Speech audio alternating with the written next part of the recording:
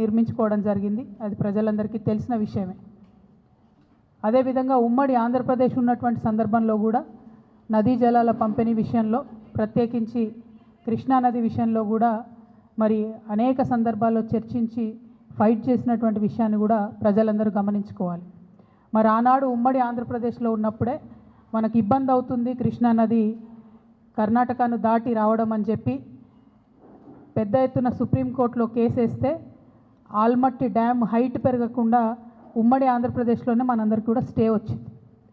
అటువంటి స్టేను ఇప్పుడు కర్ణాటక ఉల్లంఘిస్తూ మరి 1,70,000 ఎకరాలను సేకరించడానికి 70,000 కోట్లను రిలీజ్ చేస్తూ మొన్న కర్ణాటక ప్రభుత్వం నిర్ణయం తీసుకున్నది.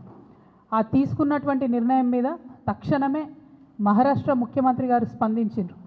వీళ్ళు ఇట్లా 5 మీటర్లు ఎత్తు పెంచుకుంటే 100 టీఎంసీలు నీళ్లు నిల్వ కృష్ణాలో ఉంచుకుంటే మా మహారాష్ట్రలో 2 జిల్లాలు మునిగిపోతాయి కాబట్టి మేము దీనికి ఒప్పుకోము, మేము సుప్రీంకోర్టుకు పోతామని మహారాష్ట్ర ముఖ్యమంత్రి గారు, భారతీయ జనతా పార్టీ అక్కడ అధికారంలో ఉంది, వాళ్ళు ప్రకటించడం జరిగింది.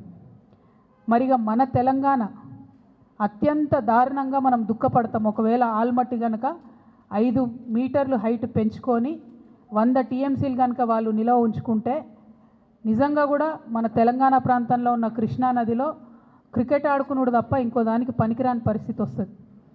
ఇప్పటికే నారాయణపూర్ దాటి ఆల్మట్టి దాటి మన తెలంగాణకి కృష్ణానది రావడానికి ఆగస్టు దాటిపోతుంది. అయితే బీభత్సంగా వర్షాలు పడితే తప్పితే వరద రానటువంటి పరిస్థితి మనకి ఇప్పటికే ఉన్నది. అటువంటిది ఇంకొక 5 మీటర్లు పెంచితే 100 టీఎంసీలు నిల్వ ఉంచితే కృష్ణానది అనేటటువంటిది కనుమరుగయ్యే పరిస్థితి కనబడుతుంది.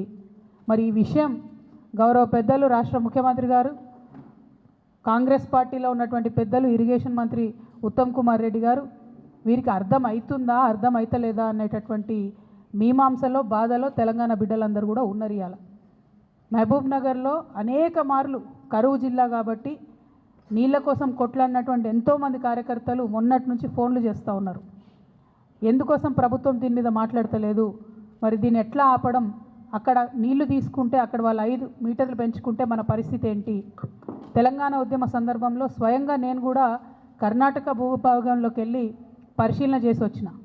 మనకు ఆనాడు హైదరాబాద్ స్టేట్లో నిజాము ఆర్డిఎస్ ప్రాజెక్టు కట్టడానికి కర్ణాటకలో కూడా భూమి తీసుకొని పెట్టినటువంటి పరిస్థితి ఉండే. ఎందుకో అన్ఫార్చునేట్లీ ఈ 10-12 సంవత్సరాలలో మనం ఆర్డిఎస్ ప్రాజెక్టును కూడా పూర్తి చేసుకోలేకపోయినాం. దాని బదులు తుమ్మిల కడదాం అనుకున్నాం, అది కూడా కంప్లీట్ కాలేదు. డిండి కంప్లీట్ కాలేదు. అన్ఫార్చునేట్లీ పాలమూరు రంగారెడ్డి కూడా కంప్లీట్ కాలేదు.